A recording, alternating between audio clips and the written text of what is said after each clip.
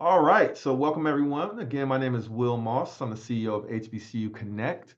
And with this next session for our HBCU Connect Spring Virtual Conference and Career Fair, this is the conference part of it.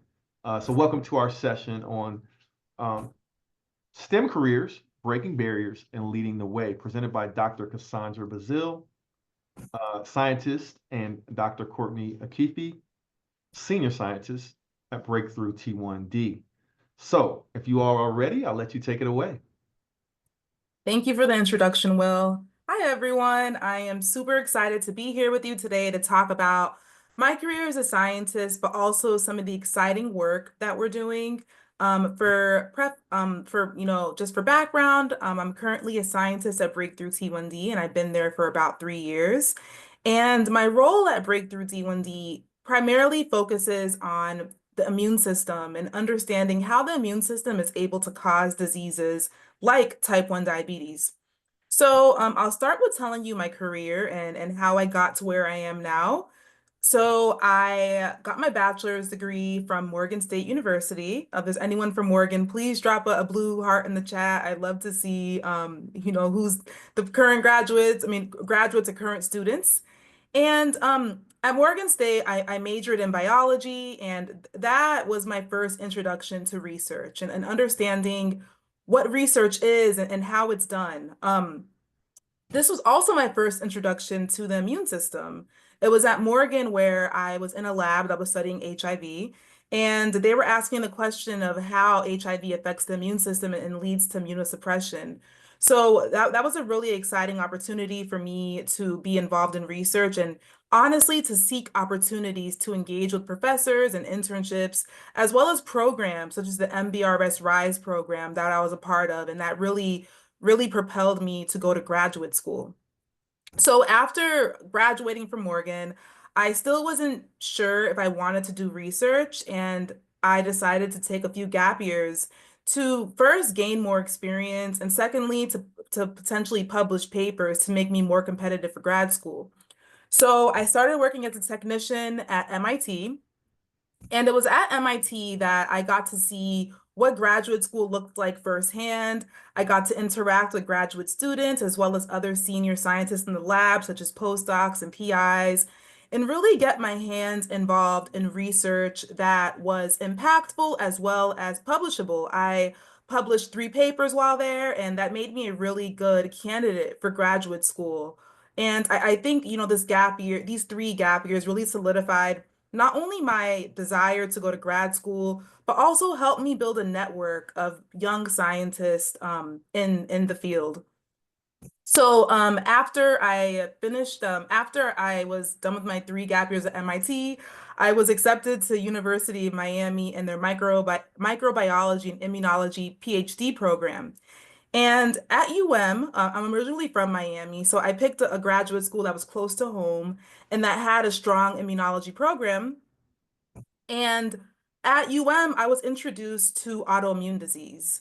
So, as many of you may know, autoimmune disease occurs when the immune system, which is meant to protect the body from viruses and bacteria, becomes misdirected and thinks that healthy tissues are dangerous and therefore causes really serious and debilitating diseases. This includes diseases like lupus, Sjogren's syndrome, rheumatoid arthritis, MS, as well as T1D and many other diseases. There are over 100 types of autoimmune diseases. So my work during my PhD focused on lupus. And as some of you may know, lupus is a really debilitating disease that affects many African American and Black people as well as women. So I was really interested in understanding this disease and focused on understanding the role of different immune cells in initiating lupus. And what I was able to show in my PhD is that a cell type called B cells can actually influence the rest of the immune system to cause diseases in mice. So that was a really exciting finding and a knowledge that I helped contribute to the immunology field. After I finished my PhD at University of Miami, I started to work at Breakthrough T1D, where I'm currently a scientist that works on developing immunotherapies for type 1 diabetes. And what that means is that I'm involved in identifying therapies to help bring down the immune response so that we can preserve beta cells so we can prevent or delay or reverse type 1 diabetes. I also want to point out that while I was in graduate school, I saw opportunities to engage in career development, such as scientific communication. That's something that I'm really passionate about and something that I currently engage in with my current role as a scientist. So here I've listed a couple of organizations that really helped me with that. To Be a Dream was a organization that I volunteered for many years that provided outreach to children. STEM Noir is an organization that's focused on inspiring and uplifting Black women who are in STEM. And then lastly, Girls Code was an organization that I volunteered with frequently to help influence women in tech. So I think if there are three main themes from my career thus far, it's mainly embracing opportunity, as I embrace opportunities to do research in undergrad, to work at MIT, to pursue a PhD, leveraging network, which is important for making sure that you're going in the right direction, talking to people who've been there, who've done that, who can give you advice. And lastly, seeking community, because a lot of, the accomplishments of myself and others is not done alone. It's really done with the help of community and people who can really encourage and inspire you along the way. So that's my background. I'll go ahead and let my colleague Courtney talk about her background. Thanks, Cassie. Perfect. When I was building this slide, I realized that all of the institutions that I've been a part of have a very similar color scheme. So I feel like I'm matching all of my history here. So two principles that kind of have driven my work in science are, one, that science is a team sport. You can't do this alone. And then also that diversity drives curiosity and creativity. So I studied biochemistry and music at Wellesley College outside Boston. And there I started working in a lab working on the neuroscience of female behavior and looking at the reproductive hormone action in the brain and how that influences behavior. And so that was in the space of neuroscience and endocrinology. And then once I graduated, I followed a similar path to Cassie. I worked at Harvard Stem Cell Institute. And, this was many years ago now, but it was at the real forefront of stem cell biology, stem cell medicine, regenerative medicine. And there I was working again on a neurological disease called spinal muscular atrophy. And we were developing human-based disease models of this neurodegenerative disease. And I actually was working as a site person for a foundation, a disease foundation, the Spinal Muscular Atrophy Foundation. And I was the person who was testing all of the drugs that all of their other projects were developing in this disease model and trying to differentiate and understand which of these drugs could be used for to pursue for clinical development.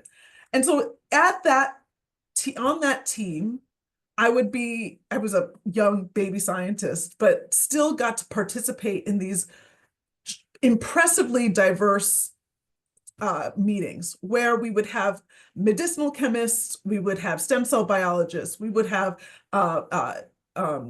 neurologists who are pediatric neurologists who are treating these patients, all in these same rooms, discussing the data that we were all generating. And there I thought that, the questions that a medicinal chemist has are not the same as a neurologist, but they all can come together and tackle the same problem. And the problems that we are identifying may not be able to be answered by just one discipline. And so exposure to different types of science, different types of people who can creatively come together and tackle problems is where that's the first place I really saw that in action. And it was a successful project. The drugs that have most recently been approved by the FDA I tested them when I was a baby scientist. But that made me think about how, you know, modeling disease in ways that are really representative of what the disease looks like is so important.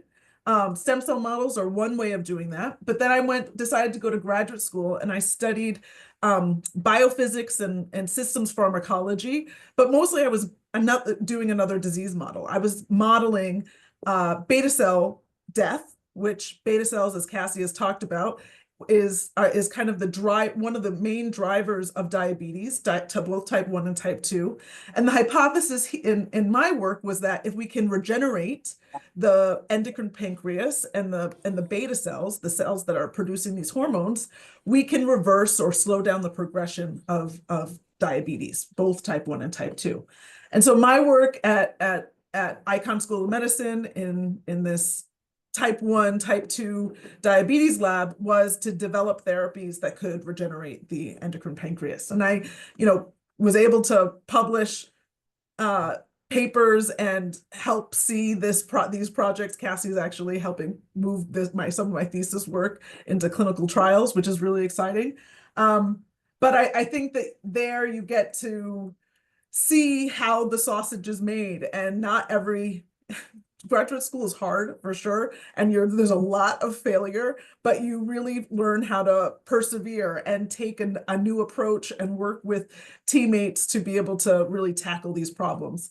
That was another place where, again, it was a team of people who are coming together with different perspectives to kind of drive home the goals of the project.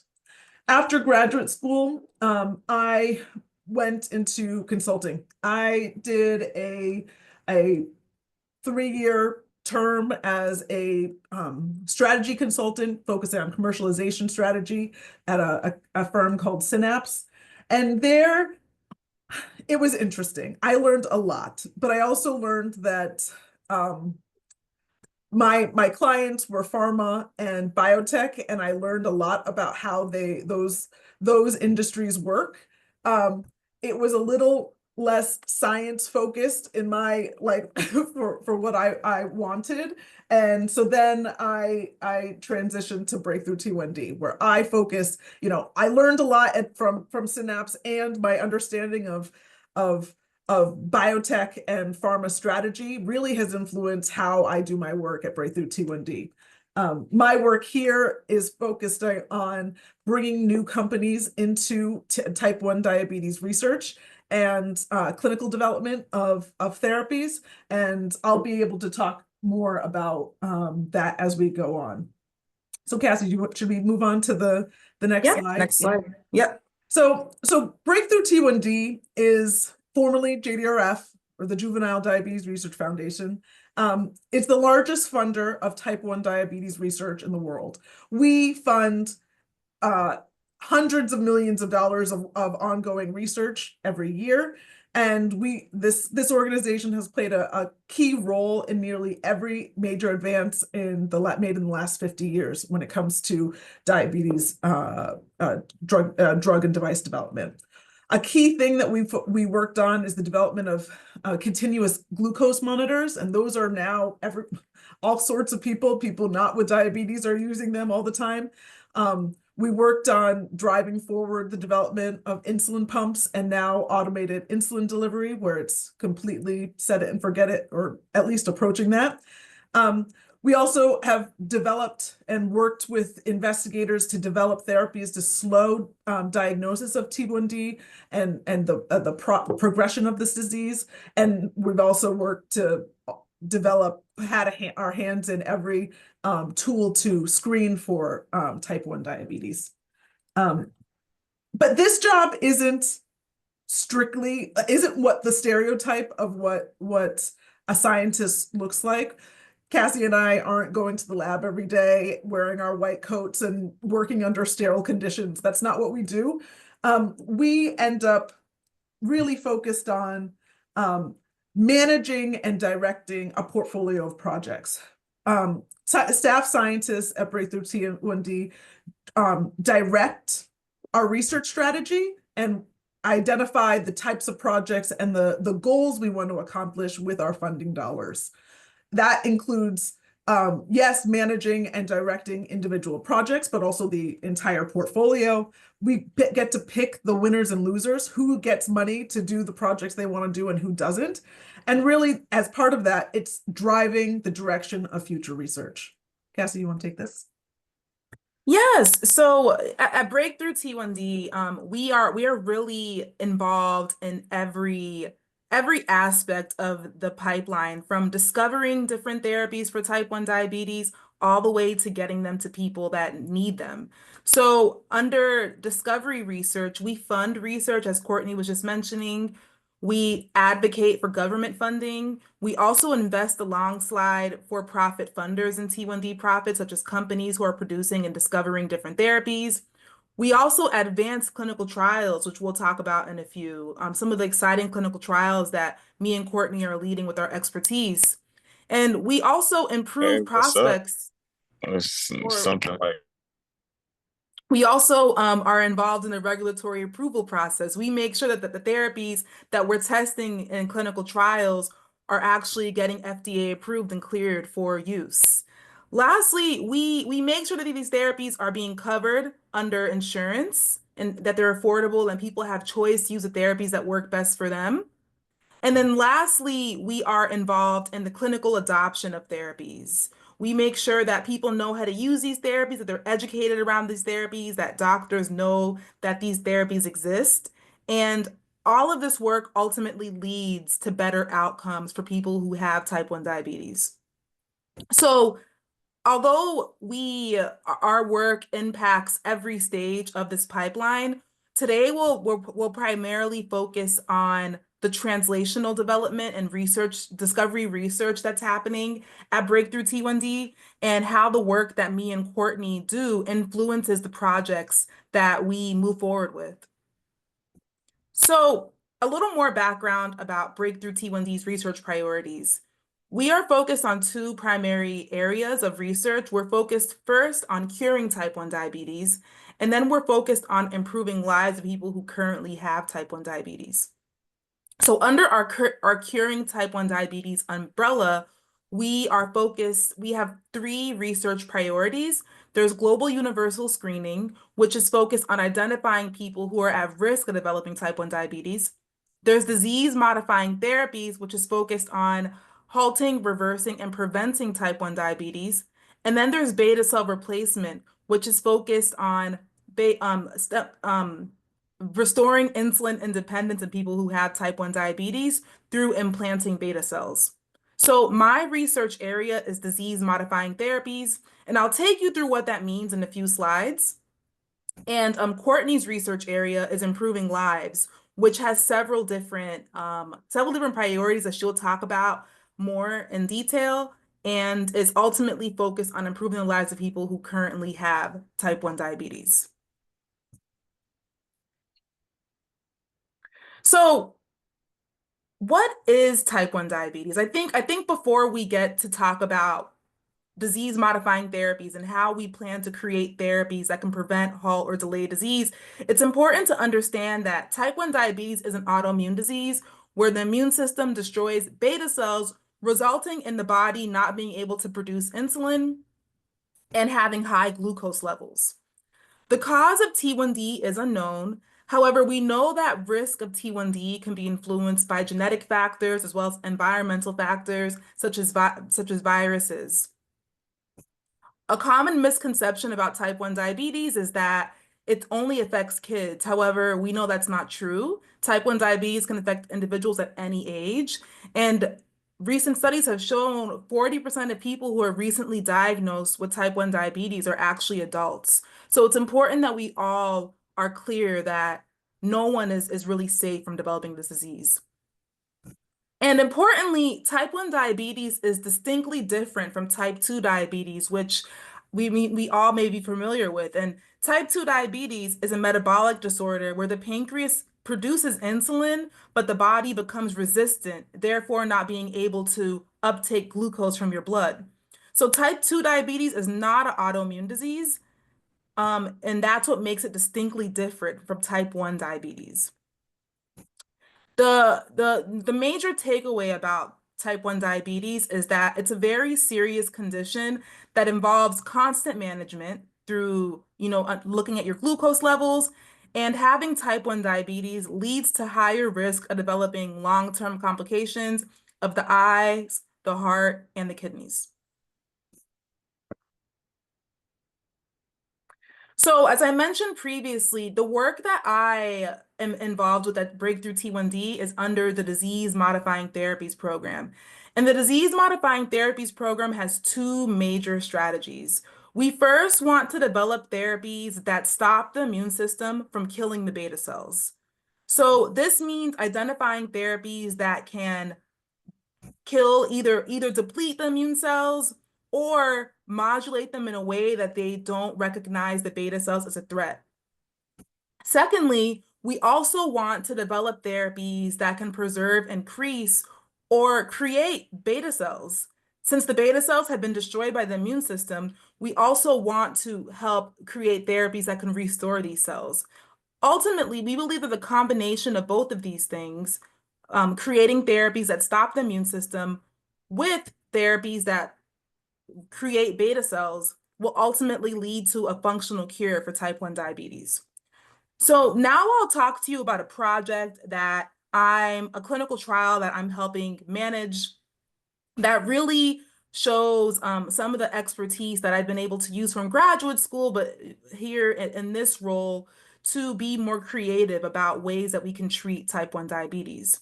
So a little background is that autoimmune diseases are often mediated by a collaboration of different immune cells. And the strategy for treating autoimmune diseases, particularly in T1D, has been to target one immune cell at a time. So I'm not going to get into the whole immune system right now, but there are several types of immune cells, and primarily they've only focused on targeting T cells. However, I came across a scientist who was interested in targeting multiple aspects of the immune system so that we can have long-term protection from immune destruction. So I'm just showing a cartoon over here where I'm showing a really simplified version of what we think occurs in T1D, where we have beta cells that are producing insulin. However, these cells called neutrophils produce these proteins that are able to turn on T cells to recognize beta cells and destroy them. However, in this clinical trial that I'm helping manage, we are testing a therapy called latorixin that blocks neutrophils from producing proteins or cytokines that can activate T cells, in combination with therapies that can actually block T cell activation, leading to the destruction of autoreactive T cells and less inflammation. So the goal of this clinical trial is to use these two therapies in 40 individuals that have recently been diagnosed with type 1 diabetes. And after we assess its efficacy in these 40 individuals, the plan is to expand this clinical trial to include more people. But I think it's really important that we are creative when trying to think of therapies for diseases like type 1 diabetes, especially because they're really complex and deserve a lot of work to create, therapies that are long lasting. So, Courtney, this is your slide. Yeah, so I work with the team that focuses on improving lives. Our strategic priority areas come in the form of devices or automated insulin delivery systems and their devices, which it does a lot of algorithm development for interacting between all of these different devices. Therapies for metabolic control, therapies for complications, and then behavioral interventions, because this disease is associated with a heavy burden. And so we work to help improve the mental health aspects of the disease. My portfolio mostly focuses on this, the central area, focusing on therapy development for glucometabolic control and the long-term complications. But our team works pretty closely collectively. And our team, one member of our team is a biomedical engineer who's had an academic focused on analyte sensors, which is really interesting. We have a geneticist, we have an epidemiologist. But even with this diversity of thought, we still have our blind spots. You can go to the next slide. So the time study is a project that I've been working on for quite a while. When I first joined, projects focused on women's health were not considered within strategy because it was deemed to be a special population. It's taken a while, but I think we've moved on from this point. Instead of thinking that 50% of the population is just a subpopulation, we're focused on providing the gap-filling research to support the unmet needs of women. And this is particularly important because this is something that industry will not do. There's a lot of innovation in the diabetes space from drug companies and device companies, but this is a blind spot. And so we feel that it's incredibly important to think about, one, women's health, but particularly the acute changes that happen over the course of the menstrual cycle. This is a glycemic disease, and there's known changes in glycemia over the course of all women, of course of a menstrual cycle for all women, but particularly for type 1, when they don't have the ability to overcome those changes, it's even more important for people with type 1 to have more resources. So this project is going to get started just in a couple of months. And we hope that the data from these data that will be generated will help the field in a couple of ways. One, healthcare as in general is constantly seeking opportunities to personalize or create personalized approaches to care. So women it's not individual, but it's a lot more narrower scope than the general population. But we also hope that this study will lead to the design of personalized glycemic algorithms and enable the AID or automated insulin devices to account for hormone dynamics, which could be useful for a lot of different patient populations. We can go to the next one. A key part of my strategy for this disease is to utilize drugs from other patient groups. There's a lot of drug development that's happening for type 2 diabetes, for obesity, for cardiorenal disease, for liver disease. And the metabolic changes that happen in type 1 are, yes, the source of the problem is different, but the outcomes are the same. And so we think that we can repurpose drugs from other indications and apply them to type 1 diabetes. And I thought today, because it's an HBCU group today, I thought that this study would be a perfect example of, one, the importance of being in the rooms with the decision makers, because these are opportunities for us to change the course of science. So one project that we have just started was to look at SGLT inhibitors. This is part of our strategic priorities to expand the use of these drugs that are being used to treat diabetes and kidney disease and heart failure into the type 1 space. This drug, these are sodium channel inhibitors that reduce glucose reabsorption in the kidney. So basically you just pee out all of this extra sugar. And it also helps to reduce the interstitial fluid and fluid congestion in both the kidney and the heart. So these drugs may be linked to greater improvements in for people, like the benefits that people can receive may be better for people who retain more sodium.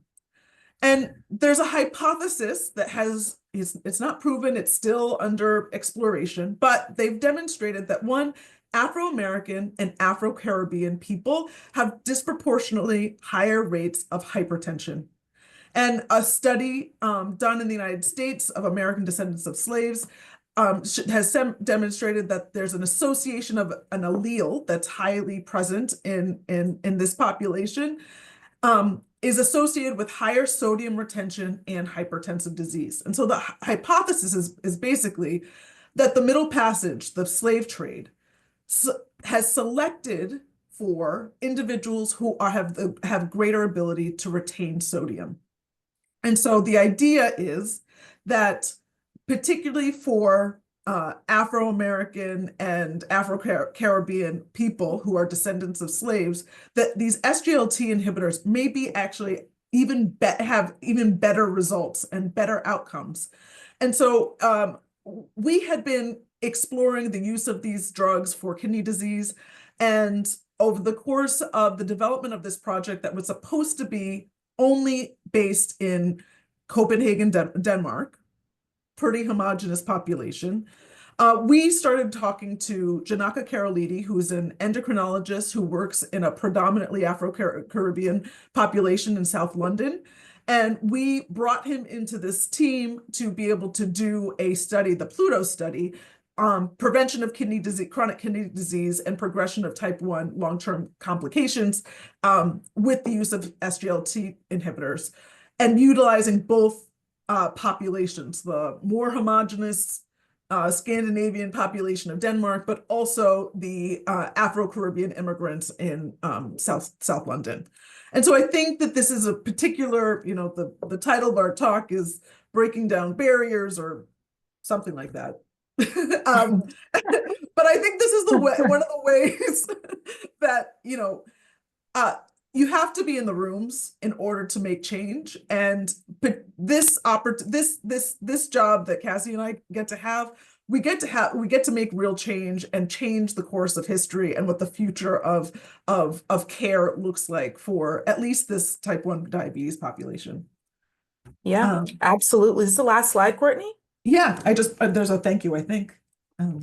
Yeah, well, yeah, thank you, everyone. Here are emails, and we're happy to take questions. So I'll be the first to ask a question, but to our candidates, please, if you have questions, use the React feature and raise your hand. And if you have a question or you're thinking of a question, you probably want to be the first one to raise your hand, because sometimes we don't have enough time to answer all the questions in pretty much every session. So you don't want to be the last person and not get your question answered. So yeah, raise your hand, don't be shy. But my first question to both of you, first of all, thank you all for presenting and sharing your experience there. But can you talk a little bit about where you're from and your background and how you got into what you do today? And that would be for both of you. Yeah. So I can take that first. So I'm from Miami. My family's Haitian. I'm Haitian.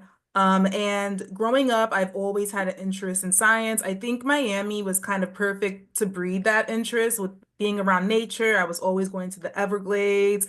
I was mainly interested in the earth and how the planet works around us. But I naturally became interested in the human body, and really, my mom's a nurse. So she really, really invested in that. She, I would volunteer at her job even as a kid. So I think, the interest of science came really young, but being in college, I was encouraged a lot too through research programs like the MBRS Rise program. And I think as Courtney mentioned, the PhD program is extremely challenging. So you need people around you who tell you that you're capable of doing things that are hard. I don't think it's easy for even the smartest people. So I think it's important to understand that and also find community and people that encourage you, and also things that are outside of science, because your career is not everything. It's a part of your life, but to find hobbies outside of that's important too. Yeah. So somewhat similar. I had an interest in science, but I think I had what was it, 6th grade, 7th grade teacher. She was a Black woman who worked part-time in a research lab. And one day I had an interest in science for sure, but one day she called me late at night and said, Courtney, skip school tomorrow and come with me to the lab. And I think that really opened my eyes to, one, she showed me all of her experiments, her Petri dishes. She showed me the guillotine that she kills her rats with. And that's where she was every day that she wasn't at school. And she showed me what it looks like to do science. And I don't think it's a surprise that the fact that she was someone who looked like me. I grew up in Connecticut. there weren't very many teachers of color anywhere, but she wanted to show me that I could do this too. And I think that proof at an early age, I think really science can be hard and you need perseverance. But the idea that, Mrs. Burns could do it and thought that I could do it too, I think that was a lot of the push and the encouragement not to doubt myself. I think that's important. Yeah. Yeah. Awesome. Okay, so we got a few hands up. Christian, do you want to go ahead and come off of mute and ask your question? Can you guys hear me? Yep. Oh yeah, got it. My name is Christian Smith. I'm a recent grad from Hampton University, majoring in biochemistry. And I always liked science, just like the passion that you guys have for science, I have for science too. And actually want to do what you guys are doing, like research, work in the lab, work with the immune system. But I'm struggling but getting into entry-level programs and jobs. Are there any tips out there for, if you're struggling to get into like the career? I don't know if you've recently graduated. I think Yeah, I sometimes, graduated, oh, sorry, yeah. 2024. Okay.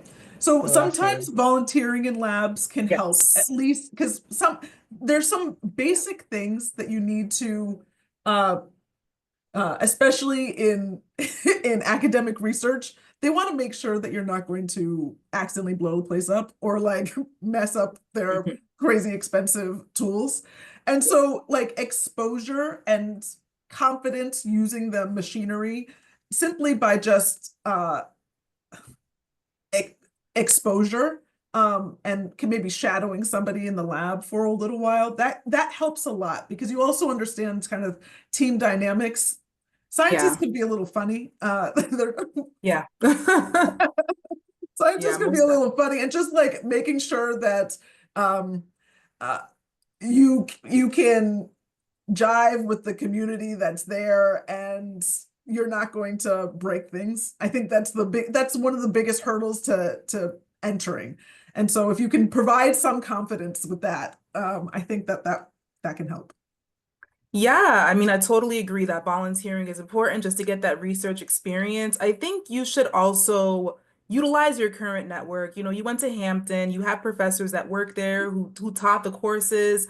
See what they're doing in their labs and see who their colleagues are outside of Hampton. I think, starting in a academic lab as a technician is also a really valuable experience. Both, Courtney and I both did that. So I think, leveraging your network within your university to help get you to your next step is a really key thing that a lot of people do.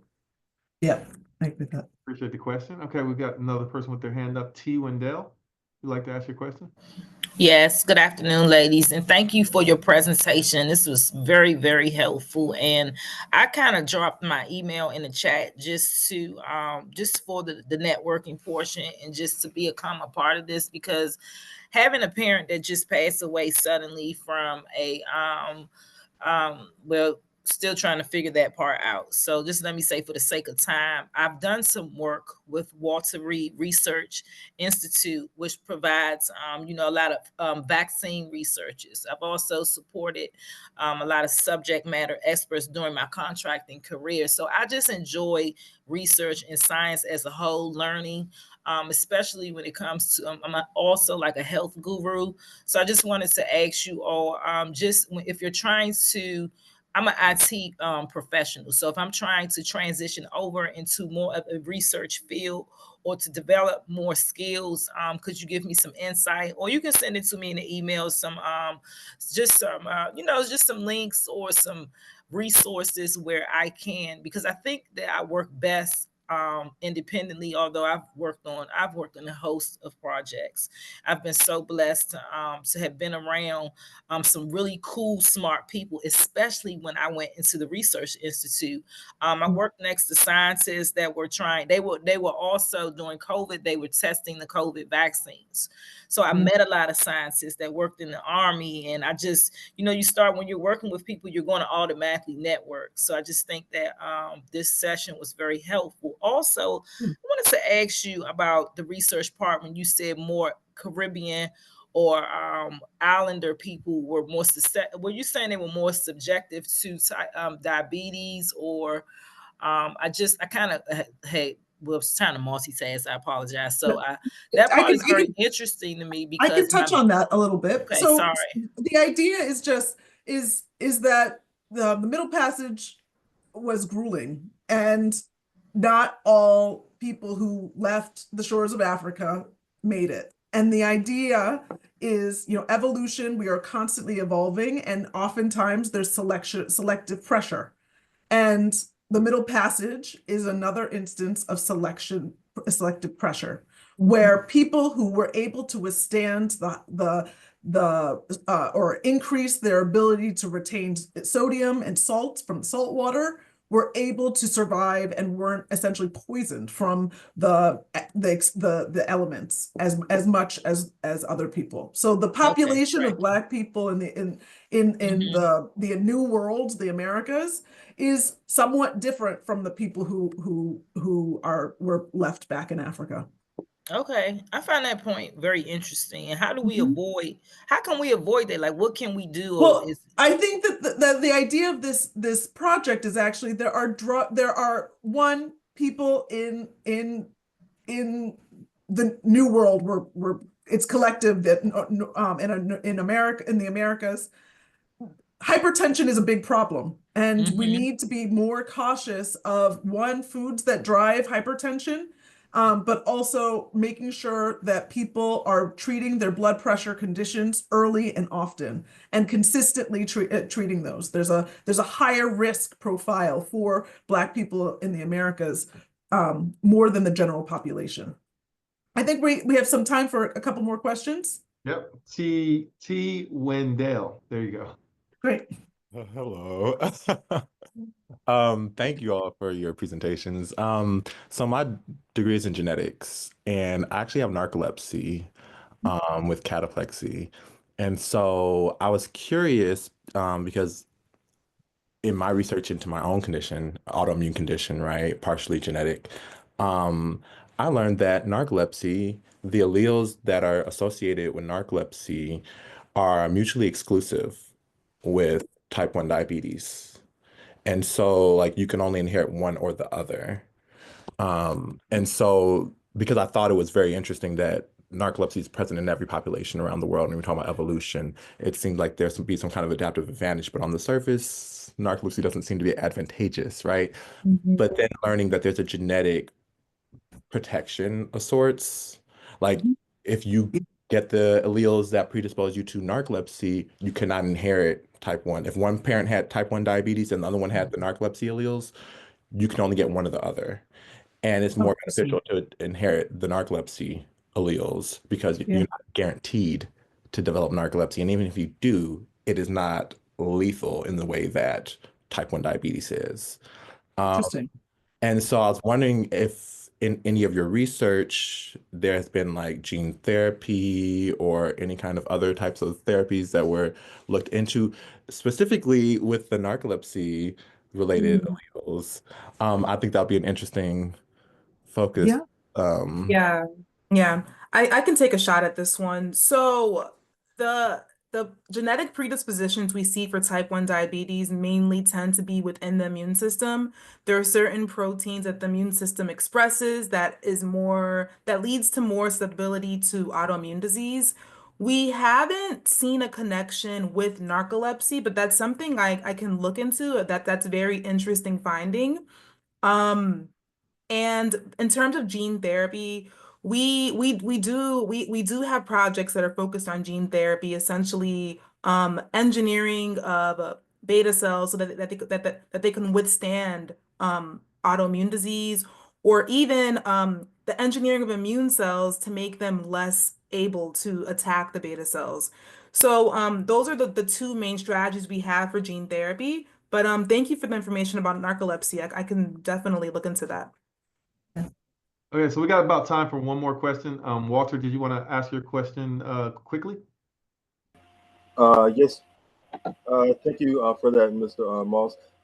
Thank you also, Dr. Cassandra and Dr. Courtney, for y'all's great presentation. I really appreciate it. I'm learning a lot from that. But I do have a question. So we're used to type 2 diabetes, I guess, from research and things of that nature. But type 1 diabetes seem to be so fascinating. Why is that? You know, why? I know it's a difference between type 2 and type 1, but why is the fascination so great with type 1 diabetes? Because I guess you can't, you know, I'll let y'all answer it. Yeah, I mean, I think there are many reasons. Courtney, go ahead, take it. Yeah, take it away. It's a much bigger, type 2 is a much bigger population. Yeah. And I think that, you know, there's also, you know, over the course of history, the type 1 used to be considered a pediatric disease. That's not because there weren't people who had type 1 who it started when they were older. It's just it went unrecognized. And so we have multiple projects kind of trying to figure out the diagnosis of people with type 2 diabetes may not always be right. It may not be accurate. And so it's a much smaller population. Yeah, and I also think, you know, type 2 diabetes, there are misdiagnoses, and that's something that we talk about a lot. But type 2 diabetes is mainly associated with a lifestyle. And the American lifestyle it breeds type 2 diabetes. I mean, we aren't really health focused. We aren't really focused on, you know, low carb food, things of that nature, right? However, I want to make clear that type 2 diabetes, there is genetic predisposition to it. So it's not entirely the person's fault who develops it. It's not, people say, oh, if you ate healthier, you wouldn't have developed it. That is not really a fair assumption. So I just want to make clear that type 2 is associated with lifestyle, you know, and that aging in general. Aging in general, obesity and BMI and things of that nature. Which makes it higher in the population, whereas type 1 diabetes is an autoimmune disease, which is mainly has to do with environment, and we don't really know the cause of it. So that's a great question, but I think it just has to do with the mechanisms of how the diseases are caused. Dr. There's Cassandra. also more interventions for type 2 diabetes. Yeah, and one of the things that, like, we're scientists, we know that you're not going to look for something if you can't treat it. And there's a lot more therapies and drugs and interventions for type 2 diabetes. And therefore you're looking for it more often. Awesome. So we have one last person. So maybe if we can do this rapid fire. Ashley, if you can ask your question real quick before we close out. Hi, my name's Ashley. I am a practicing pharmacist at a local community retail store. My question is, I guess, what are some ways that I work, I definitely do a lot of dispensing of Freestyle Libres and Dexcoms and things like that. But where I think one disconnect with that is, especially in the community setting, is people don't know how to use it. And there's not a lot of education. And for me, I don't really ever have time. I try to be honest, I try. But it's just hard, especially are there educational tools that I could Yes. This is a fundamental problem of our healthcare system, that the education and the access and the kind of medical affairs portion of our healthcare system solely relies on drug companies. There needs to be a commercial driver for to get drugs and therapies into the hands of people who need them. So that's that's not how it works in many other places in the world. So I would say you refer people to the diabetes educators that are paid by Dexcom and Medtronic and Abbott. They provide educational services for patients. There's hotlines that you can it's hotlines, but it's also they have like call a nurse programming on their, and you can find that information on their website, to where they pay nurses to help people in the community with their devices and how to use them, what you can learn from them. But in a perfect world, people in the healthcare system, this would be at point of care where this education would happen. But that is not how our health system works. Yeah. And I got one more question too, just more of Yeah. like a research question. Uh-huh. Have y'all ever looked at interleukins, I Yeah. guess, for diabetes Yeah. research, type 1? I know, there's a beta set and things like that on the market for other autoimmune diseases. So is there anything new that's being looked at in that aspect? Yeah, so interleukin. So part of the clinical trial that I showed that's using latanoprostene to block neutrophils, it would be blocking interleukin, the production of different interleukins, primarily IL-6. So we are focused on interleukins. I mean, targeting interleukins directly has not showed much efficacy for treating type 1, but just targeting inflammation as a whole, which is like interleukins, TNF alpha, interferon, like targeting all of those proteins that drive immune activation is something that we're certainly interested in and have shown efficacy in type 1 diabetes. Okay, thank you. Yep. All right, so we're about out of time. So Dr. Cassandra, Dr. Courtney, let me thank you all for presenting and sharing with us today. We really appreciate it. I don't know if you have any final closing words, or we definitely want to encourage people to visit the booth. Breakthrough T1D has lots of opportunities available, so they are in our career fair. But Dr. Cassandra, Dr. Courtney, thank you, and any final words before we close out? I just want to thank you for this opportunity. And if you have any questions about how to get involved, or if you want any more information about T1D, please visit the website breakthrought1d.org. Yeah. Thank you. Appreciate it. All right, Okay, I'm going to drop the link thanks. to our next session in the chat, just in case anyone wants to go directly to that. But if you haven't already gone into the career fair, you can always go to careerfair.hbcuconnect.com and click on login at the top, and you'll be able to log into the career fair. But I just dropped the link to our next session, which will be on resume writing, so creating a high impact resume and insight for applicants. Again, thank you to the team from Breakthrough T1D. We appreciate you. And to our candidates, thank you as well for attending. Take care.